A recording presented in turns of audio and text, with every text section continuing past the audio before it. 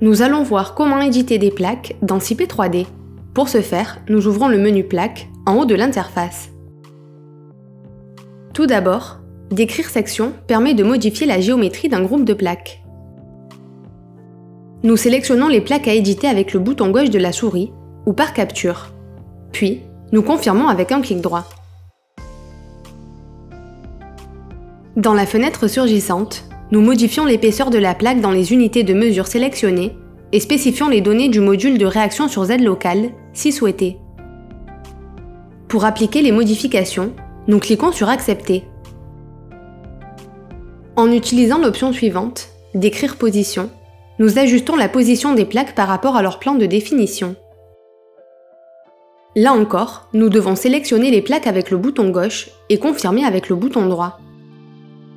Dans la section Position de la fenêtre surgissante, nous cliquons sur l'une des croix de la visionneuse pour positionner la plaque par rapport à son plan de définition. En bas, nous pouvons ajouter un déplacement du plan central en tapant sa valeur. Nous appliquons les changements en cliquant sur Accepter.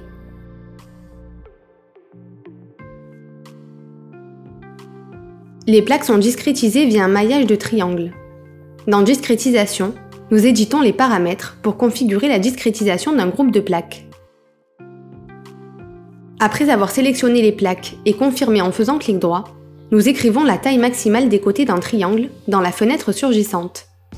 Plus cette valeur est petite, plus la densité du maillage est élevée, ce qui augmente également les temps de calcul et la précision du calcul.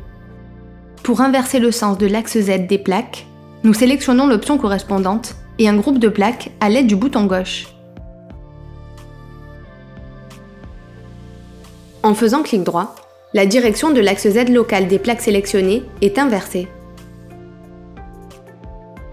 Ensuite, à partir de définir la direction de l'axe X, nous pouvons modifier la direction de l'axe X local d'une plaque. Pour ce faire, nous sélectionnons avec le bouton gauche de la souris l'arête de la plaque à utiliser pour définir la direction de l'axe X local, puis nous confirmons l'opération par un clic droit.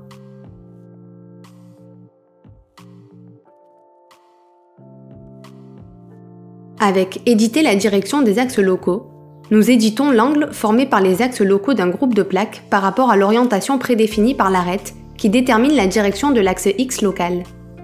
Pour cela, après avoir sélectionné les plaques, nous faisons clic droit. Dans la fenêtre surgissante, nous saisissons la valeur de l'angle indiqué.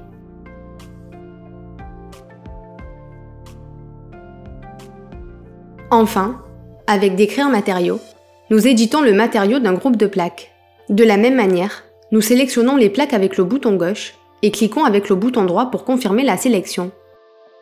Dans la fenêtre qui s'affiche, nous choisissons le matériau à appliquer aux plaques parmi ceux disponibles. Pour finir, nous cliquons sur Accepter.